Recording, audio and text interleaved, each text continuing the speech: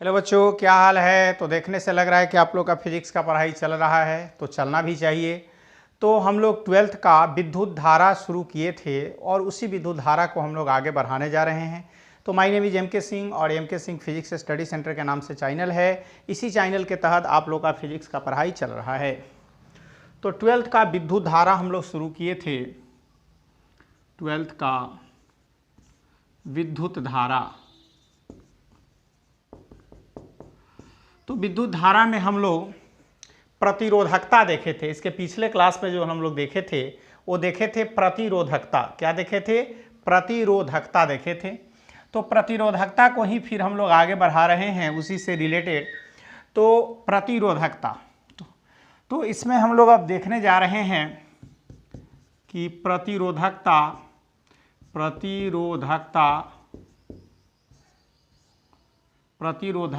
पर ताप का प्रभाव, प्रतिरोधकता पर ताप का प्रभाव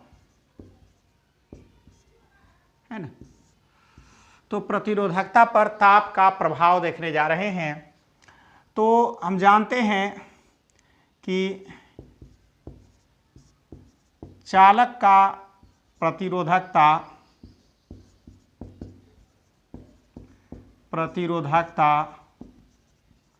बहुत कम होता है,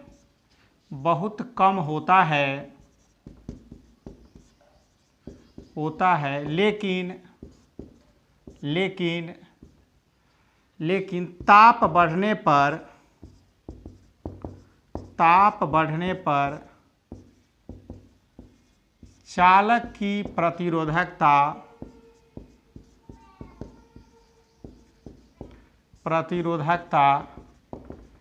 बढ़ता है। तो चालक का प्रतिरोधकता बहुत कम होता है, लेकिन ताप बढ़ने पर चालक की प्रतिरोधकता बढ़ता है। इस प्रकार धातु की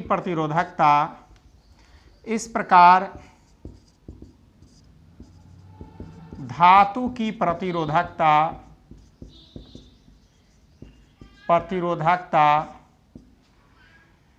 प्रतिरोधकता निम्नलिखित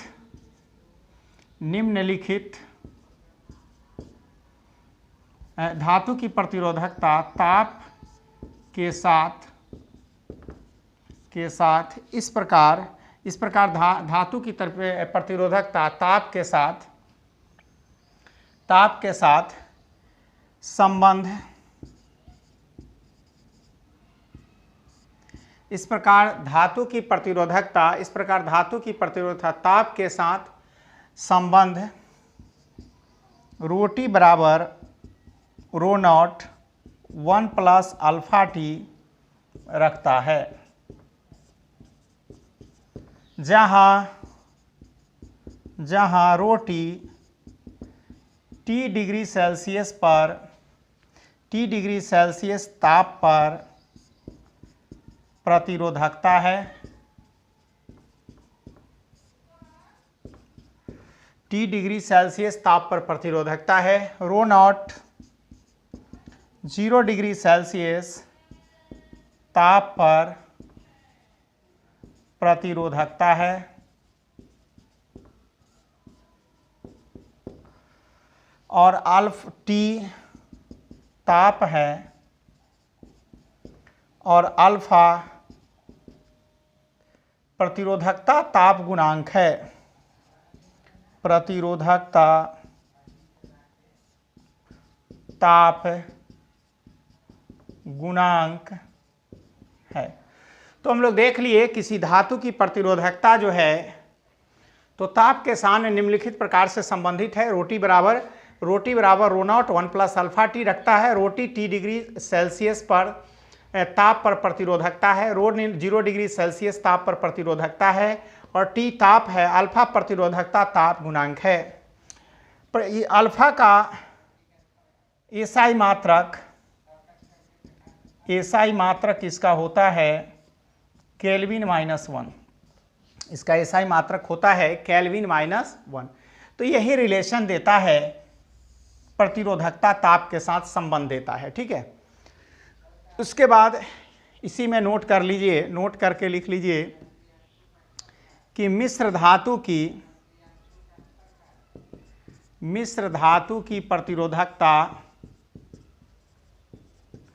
प्रतिरोधकता कम होता है।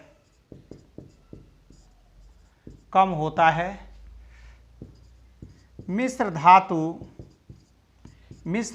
की प्रतिरोधकता कम होता है। मिश्र धातु की प्रतिरोधकता कम होता है। मिश्र धातु की प्रतिरोधकता भी ताप बढ़ने पर बढ़ता है। फिर पॉइंट नोट कर लीजिए, विद्युतरोधी की प्रतिरोधकता अधिक होता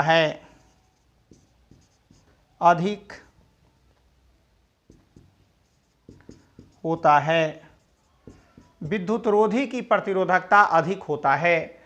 तो देख लिए, मिश्र धातु की प्रतिरोधकता कम होता है और मिश्र धातु की प्रतिरोधकता भी ताप बढ़ने पर बढ़ता है। विद्युतरोधी की प्रतिरोधकता अधिक होता है। विद्युतरोधी की प्रतिरोधकता क्या होता है? अधिक होता है ना। तो ये देख लिए प्रतिरोधकता पर ताप का प्रभाव। और मिश्र धातु की प्रतिरोधकता बहुत कम होता है और मिश्र धातु की प्रतिरोधकता भी ताप बढ़ने पर बढ़ता है। विद्युतरोधी की प्रतिरोधकता अधिक होता है। विद्युतरोधी की प्रतिरोधकता क्या होता है? अधिक होता है। तो इसको मिटा देते हैं। लिख लिए आप लोग? लिख लिए। चलिए, ठीक है, अच्छा है। अब तो आप लोग को पढ़ते रहिए जब तक लॉकडाउन है, कोचिंग नहीं खुलेगा तब तक तो पढ़ना ही पड़ेगा, क्योंकि कोचिंग खुलेगा भी तो वक्त बहुत कम मिलेगा हम लोगों को। तो तैयारी में लगे रहिए आप लोग, इस ऑनलाइन क्लास को देखते रहिए और पढ़ते रहिए।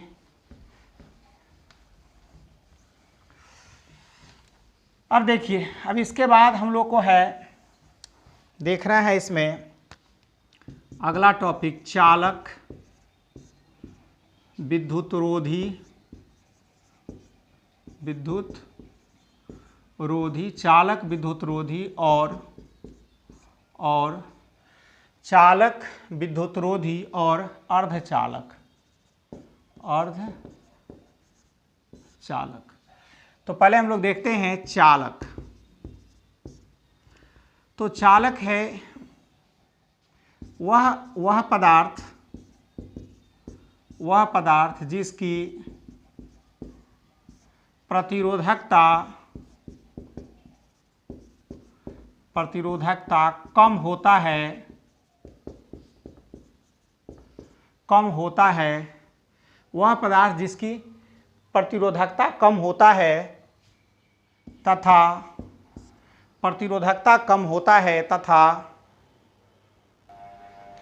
तो वह पदार्थ जिसकी प्रतिरोधकता कम होता है उसे चालक कहते हैं। चालक की प्रतिरोधकता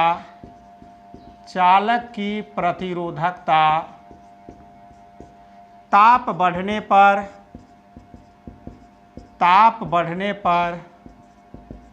बढ़ता है।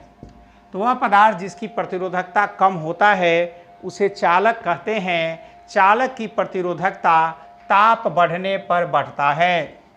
उसके बाद विद्युतरोधी। देखिए, ऐसा इसलिए होता है कि इसमें मुक्त इलेक्ट्रॉन चालक में ज़्यादा मात्रा में पाया जाता है। मुक्त इलेक्ट्रॉन चालक में ज़्यादा मात्रा में पाया जाता है, जिसके कारण इसका ताप बढ़ने से इसकी प्रतिरोधकता जो है वह बढ़ता है। ठीक है, तो कह रहा है कि वह पदार्थ जिसकी प्रतिरोधकता कम होता है उसे चालक कहते हैं। चालक की प्रतिरोधकता ताप बढ़ने पर बढ़ता है। तो प्रतिरोधकता कम इसलिए होता है कि इसके पास मुक्त इलेक्ट्रॉन ज़्यादा मात्रा में पाया जाता है। मुक्त, क्योंकि लिख लीजिए साइड में, क्योंकि मुक्त इलेक्ट्रॉन अधिक पाया जाता है। तो ये कोई पूछेगा तो बता सकते हैं कि इसमें मुक्त इलेक्ट्रॉन ज़्यादा पाया जाता है, इसलिए ऐसा होता है। तो वह पदार्थ जिसकी प्रतिरोधकता कम होता है उसे चालक कहते हैं। चालक की प्रतिरोधकता ताप बढ़ने पर बढ़ता है क्योंकि मुक्त इलेक्ट्रॉन अधिक पाया जाता है। उसके बाद है विद्युत रोधी। वह पदार्थ जिसकी प्रतिरोधकता अधिक होता है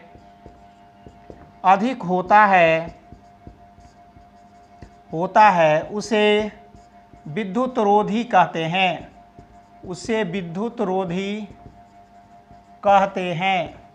तो वह पदार्थ जिसकी प्रतिरोधकता अधिक होता है, वह पदार्थ जिसकी प्रतिरोधकता कम होता है उसे चालक कहते हैं। चालक की प्रतिरोधकता ताप बढ़ने पर बढ़ता है। वह पदार्थ जिसकी प्रतिरोधकता अधिक होता है उसे विद्युत रोधी कहते हैं।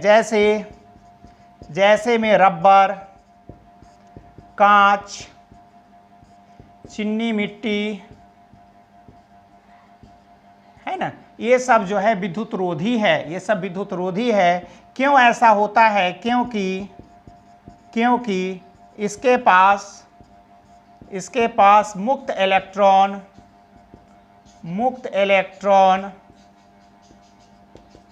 बहुत कम होता है,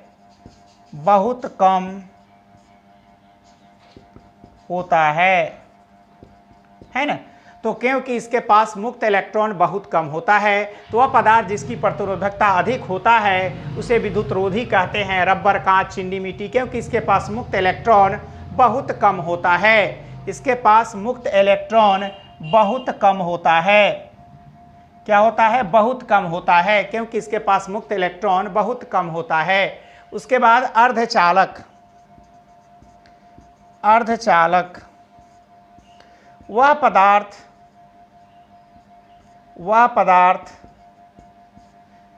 जिसकी प्रतिरोधकता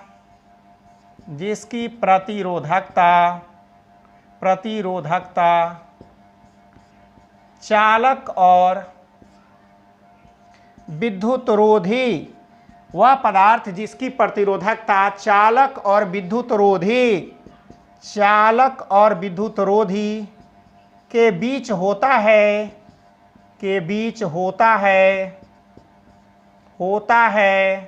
उसे अर्धचालक कहते हैं।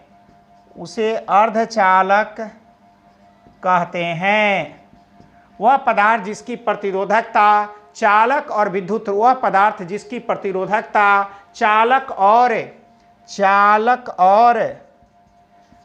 रोधी के बीच होता है उसे अर्धचालक कहते हैं।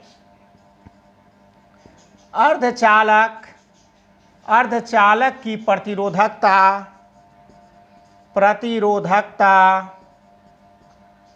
ताप बढ़ने पर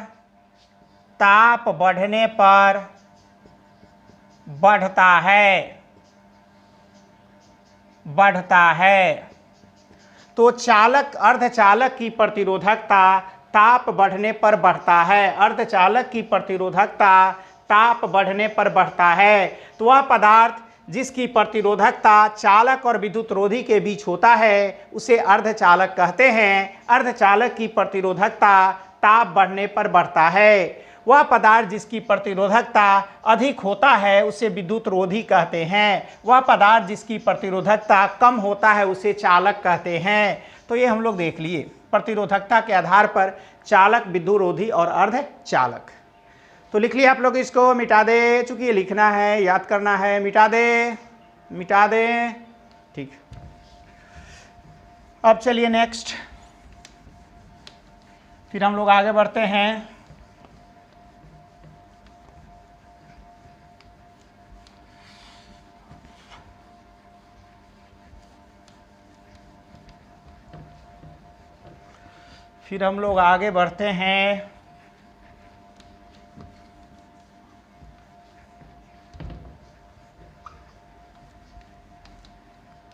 अब देखिए, अब हम लोग देखना है प्रतिरोधों का जोड़, है ना, सॉरी, प्रतिरोधकों का जोड़। प्रतिरोधकों का जोर हम लोग को देखना है। क्या देखना है? तो प्रतिरोधकों का जोर। तो प्रतिरोधकों का जोर का हम लोग पहला है इसमें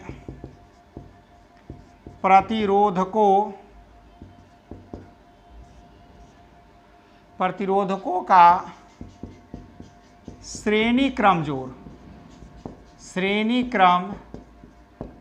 जोड़ देखना है। प्रतिरोधकों का श्रेणी क्रम जोड़ देखेंगे पहले हम लोग। तो इसमें लिखिए कि प्रतिरोधकों का वह जोड़ जिसमें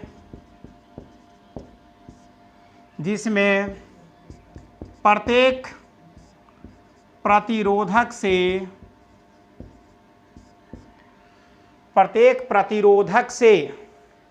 प्रतिरोधकों का श्रेणी क्रम जोड़ हम लोग देख रहे हैं। प्रतिरोधकों का श्रेणी क्रम जोड़, तो प्रतिरोधकों का वह जोड़ जिसमें प्रत्येक प्रतिरोधक से समान परिमाण का विद्युत धारा प्रवाहित होता है तथा तो प्रतिरोधकों का वह जोड़ जिसमें प्रत्येक प्रतिरोधक से समान परिमाण का विद्युत धारा प्रवाहित होता है तथा जोड़ के प्रत्येक दो बिंदु के बीच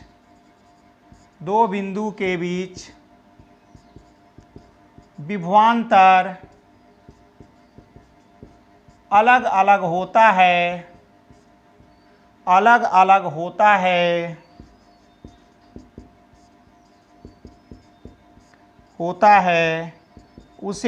उसे प्रतिरोधकों का श्रेणी क्रम संयोग कहते हैं। तो प्रतिरोधकों का वह जोड़ जिसमें प्रत्येक प्रतिरोधक से समान परिमाण का विद्युत धारा प्रवाहित होता है तथा जोड़ के प्रत्येक दो बिंदु के बीच विभवांतर अलग अलग होता है उसे प्रतिरोधकों का श्रेणी क्रम संयोग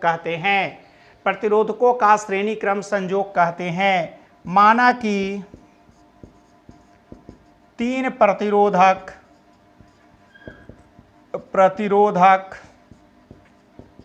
को श्रेणी क्रम में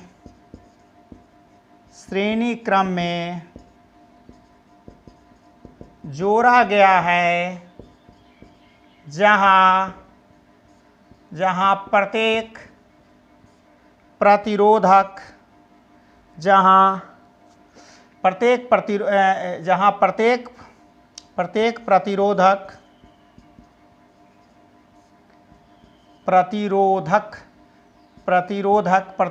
प्रतिरोधक का प्रतिरोध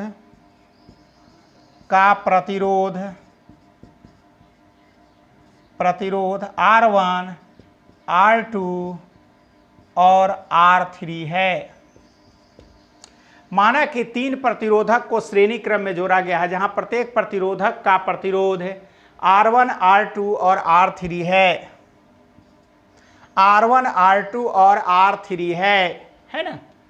तो तीन प्रतिरोधक को श्रेणी क्रम में जोड़ा गया है। माना कि तीन प्रतिरोधक को श्रेणी क्रम में जोड़ा गया जहां प्रत्येक प्रतिरोधक का प्रतिरोध R1, R2 और R3 है। तो देखिए श्रेणी क्रम संयोग कैसा होगा। तो श्रेणी क्रम संयोग इसी टाइप का होगा, इसी टाइप का आपका श्रेणी क्रम संयोग होगा। ये R1 इसका, ये R2 प्रतिरोध, इसका R3 और इसके बीच अलग अलग बिंदु पर विभवांतर भी अलग अलग होगा। ठीक है। अब देखिए, अब ओम के नियम से हम जानते हैं कि V बराबर आई आर, ओम के नियम से जानते हैं V बराबर आई आर। आप देखिए तब क्या हो जाएगा, इस प्रकार V1 equal to I R one, V2 equal to I R two, V3 equal to I R three. सबके लिए ओम का नियम लगाए, इसके लिए तो V1 बराबर आई आर वन, इसके लिए V2 बराबर आई आर टू, इसके लिए V3 इजकल टू। चूंकि सब में एक समान धारा प्रवाहित हो रहा है, आई ही प्रवाहित हो रहा है सब में, तो इसके लिए V1 I R one, V2 I R two, V3 I R three, है ना, चूंकि सब के लिए समान विद्युत धारा है। अब कुल विभव V बराबर कितना हो जाएगा, तो जोड़ दीजिए V1 plus V2 plus V3, तो जोड़ देंगे तो I R one, I R two, I R three, तो आई कॉमन हो जाएगा तो R1 plus R2 plus R2 plus R3, V बराबर ये आ गया हमको। अब फिर हम लोग आगे बढ़ाते हैं, फिर मानते हैं कि अगर प्रतिरोध को के संयोग का, अगर प्रतिरोधकों के संयोग का, अगर प्रतिरोधकों के संयोग का, अगर प्रतिरोधकों के संयोग का समतुल्य प्रतिरोध, समतुल्य प्रतिरोध, प्रतिरोध RS है, RS है, प्रतिरोधकों के संयोग का समतुल्य प्रतिरोध RS है, तब क्या हो जाएगा, V बराबर हो जाएगा IRS। ये इक्वेशन सेकेंड और ये इक्वेशन फर्स्ट। अब समीकरण 1 और 2 से, तो समीकरण 1 और 2 से क्या हो जाएगा, तो देखिए V के बदले में IR डाल देंगे, V के बदले में IR डाल देंगे, यहाँ V के बदले में IR डाल देंगे, तो देखिए IRS डाल देंगे, तो IRS बराबर हो जाएगा I R1 plus R2 plus R3, I cancel, तो RS बराबर हो गया R1 plus R2 plus R3। ये हो गया इक्वेशन थर्ड। ये क्या हो गया, इक्वेशन थर्ड आ गया। देख लिए ये कौन सा इक्वेशन आया, थर्ड आया। इतना मिटा दे, लिख लिया आप लोग, जल्दी लिखिए, लिख लिए, लिख लिए, ठीक है, चलिए मिटा देते हैं। चलिए इतना मिटाते हैं पहले। अब देखिए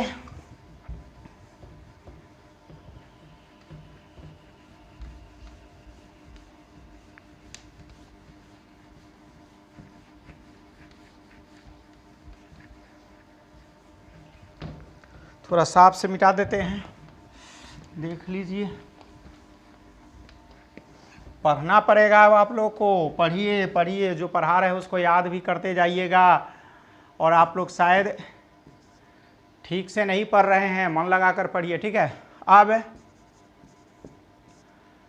ये RS निकल गया, ये समतुल्य प्रतिरोध RS प्रतिरोधकों के संयोग का।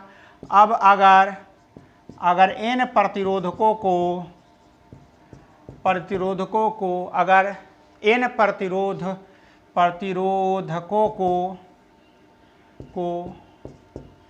प्रतिरोधकों को श्रेणी क्रम में जोड़ा गया है, जहां इनका प्रतिरोध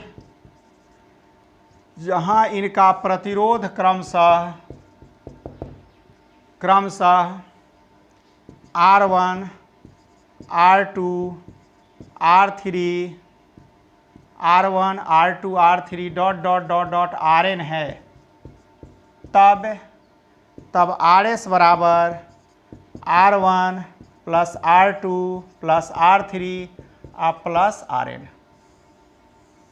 है ना। फिर लिखे हैं, फिर अगर n प्रतिरोधकों को श्रेणी क्रम में जोड़ा गया है, जहां प्रत्येक का प्रतिरोध R है, प्रतिरोध R है, तब क्या हो जाएगा, तब हो जाएगा RS बराबर R plus R plus R plus dot dot dot N, तो आर एस बराबर हो जाएगा आर एस बराबर एन आर। तो आर एस बराबर क्या हो जाएगा, एन आर हो जाएगा। तो हम लोग देख लिए कि अगर एन प्रतिरोधकों को श्रेणी क्रम में जोड़ा गया है जहां प्रत्येक का प्रतिरोध आर है, तब आर एस बराबर एन आर हो जाएगा। अगर एन प्रतिरोध को जोड़ रहे हैं तो सबको जोड़ देंगे। तो ये था प्रतिरोधकों का श्रेणी क्रम संयोग। क्या था ये, प्रतिरोधकों का श्रेणी क्रम संयोग। तो देख लिए, मिटा दे इसको, तो इसको मिटा देते हैं, ठीक है। अब देखते हैं प्रतिरोधकों का समानांतर क्रम संयोग। अब देखते हैं हम लोग सेकेंड, प्रतिरोधकों का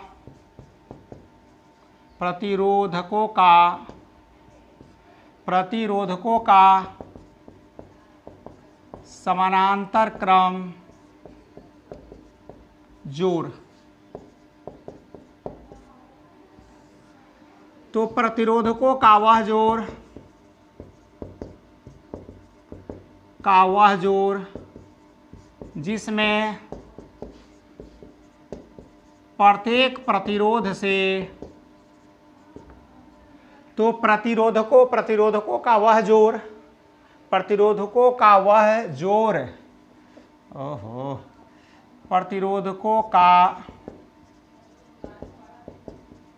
जोड़ जिसमें प्रत्येक प्रतिरोधकों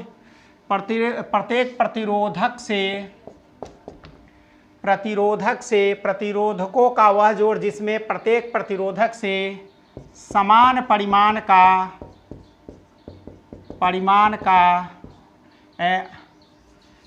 प्रत्येक प्रतिरोधक से अलग अलग परिमाण का विद्युत धारा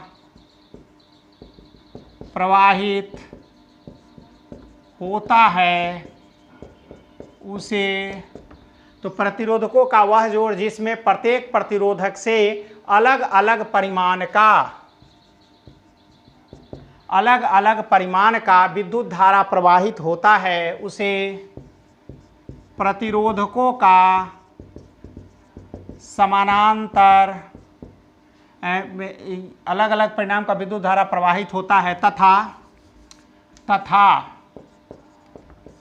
तथा विभवांतर उभयनिष्ठ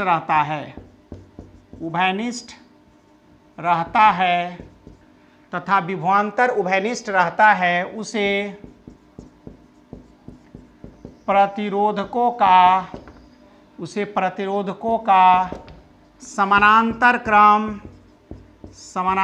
क्रम संयोग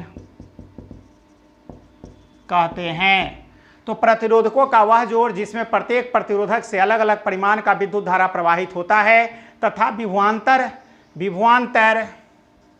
तथा विभवांतर उभयनिष्ठ रहता है, उसके प्रतिरोधकों का समानांतर क्रम संयोग कहते हैं, उसे प्रतिरोधकों का समानांतर क्रम संयोग कहते हैं। माना कि तीन प्रतिरोधक को समानांतर क्रम में, माना कि तीन प्रतिरोधक को समानांतर क्रम में जोड़ा गया है जहां प्रत्येक प्रतिरोधक का प्रतिरोध R1, R2 और R3 है। माना कि तीन प्रतिरोधक को समानांतर क्रम में जोड़ा गया है जहां प्रत्येक प्रतिरोधक का प्रतिरोध R1, R2 और R3 है। तो कैसे जोड़ेंगे, तो देखिए समानांतर क्रम में, तो समानांतर क्रम में जो प्रतिरोधक को हम लोग जोड़ेंगे, वो जोड़ने का मेरा जो तरीका होगा वो इस ढंग से इसको जोड़ेंगे।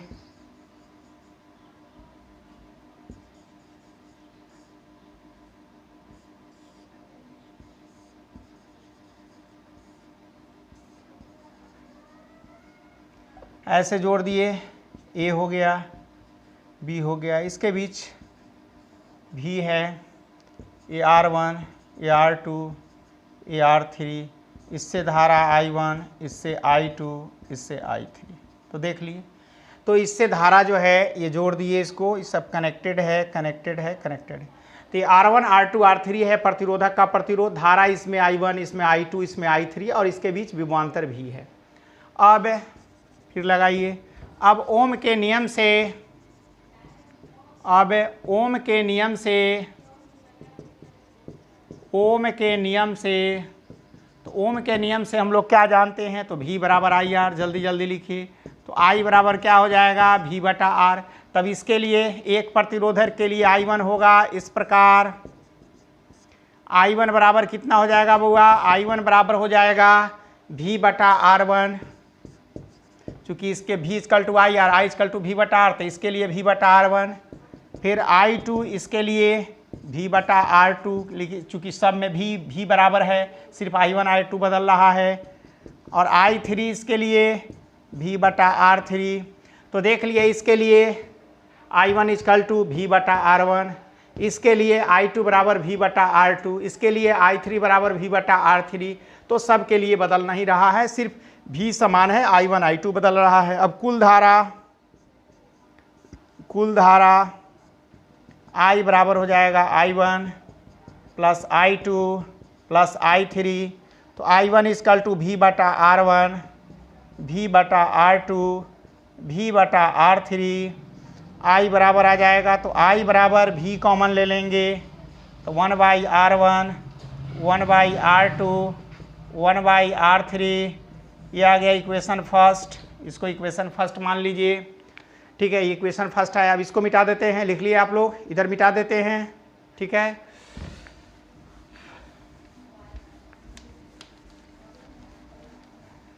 इसको भी मिटा देते हैं, लिख लिए हैं। अब देखिए, अब फिर मानते हैं इसमें कि फिर प्रतिरोधकों के जोड़ का समतुल्य प्रतिरोध R है, RP है, समतुल्य प्रतिरोध RP है। तब फिर प्रतिरोधकों के जोड़ का समतुल्य प्रतिरोध RP है, तब क्या हो जाएगा, तब I बराबर हो जाएगा V बटा RP। ये इक्वेशन सेकेंड। अब समीकरण 1 और 2 से, समीकरण 1 और 2 से अब क्या कीजिए, समीकरण 1 और 2 से, तो इसमें I का वैल्यू डाल दीजिए। समीकरण 1 में I का वैल्यू डाल दीजिए V बटा RP। समीकरण 1 में I का वैल्यू डाल दीजिए V बटा RP, तो क्या हो जाएगा, तो देखिए, तो V बटा RP बराबर हो जाएगा V बटा R1 प्लस V बटा R2 प्लस V बटा R3। तो V तो कॉमन ले लिए थे, शायद इसमें V हम कॉमन ले लिए थे, तो ऐसे लिखिए V बराबर 1/R1, 1/R2 प्लस 1 बटा R3। V कट गया तो बच गया V कैंसिल हो गया, तो 1/RP बराबर आ गया 1 बटा R1, 1 बटा R2, 1 बटा R3। ये आ गया आपको एक इक्वेशन ये आ गया। फिर n प्रतिरोधकों को श्रेणी क्रम समानांतर क्रम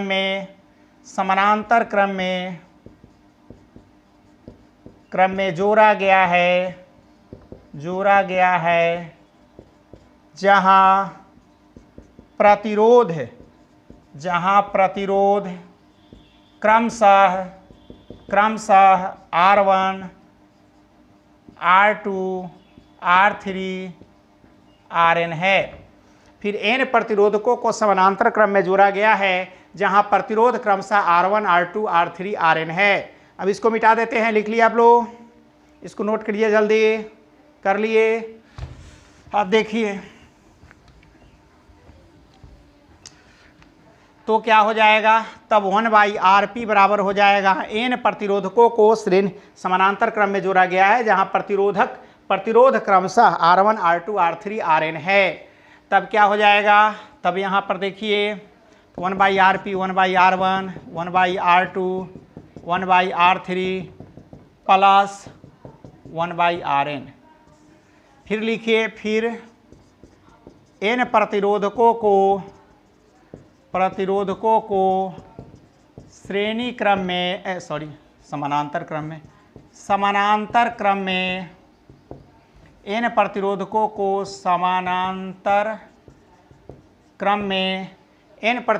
समानांतर क्रम में जोड़ा गया है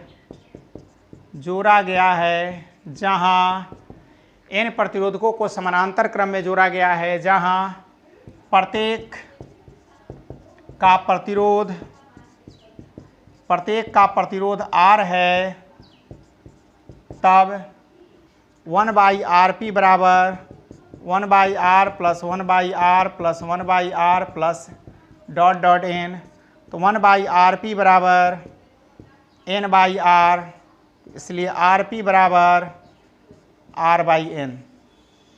तो Rp बराबर क्या हो जाएगा? R/n हो जाएगा। तो देख लिए, जब n प्रतिरोधकों का समानांतर क्रम में समान प्रतिरोध को जोड़ा जाएगा, n प्रतिरोधकों को समानांतर क्रम में जोड़ा गया है जहां प्रत्येक का प्रतिरोध R है, तब इतना आ गया, तो n/Rp आ गया। तो Rp बराबर हो गया R/n और उसमें nR हो जाता है। ठीक है, मिटा दे, हो गया। ठीक है, मिटा दे। चलिए लिख लिए आप लोग। अब देखिए, अब नोट करके लिख लीजिए यहाँ पर कि Rp बटा Rs, तो Rp बराबर R/n, Rs बराबर nR। Rp बराबर R/n आया है और Rs बराबर nR आया है, तो Rp बटा Rs बराबर क्या हो जाएगा? तो देखिए, Rp बटा Rs बराबर क्या हो जाएगा? तो R से R कैंसिल, तो 1/n² आ जाएगा ना। Rp बटा Rs कितना आ जाएगा? 1/n²। देख लिया, Rp R/n और Rs nR, तो R नीचे आ जाएगा, R कैंसिल, तो 1/nR² आ जाएगा। ठीक है, तो ये देख लिया, Rp बराबर R/n, Rs बराबर nR, तो ये नीचे आ गया, तो Rp बटा Rs बराबर 1/n²। ठीक है, तो ये हम लोग दोनों का रेशियो देख लिए, प्रतिरोधक का इसका रेशियो क्या होगा, तो Rp बटा Rs बराबर 1/R²। तो ये था आपको। ठीक है, तो ये देख लिए, Rp बटा Rs 1/n²। तो प्रतिरोधकों का श्रेणी क्रम संयोग और समानांतर क्रम संयोग हम लोग देख लिए, श्रेणी क्रम और समानांतर क्रम संयोग। तो आज के लिए इतना ही रहने देते हैं। आप लोग मन लगाकर पढ़िए, इसको नोट कीजिए, फिर समझिए, फिर हम लोग देखते हैं अगले क्लास में। ओके।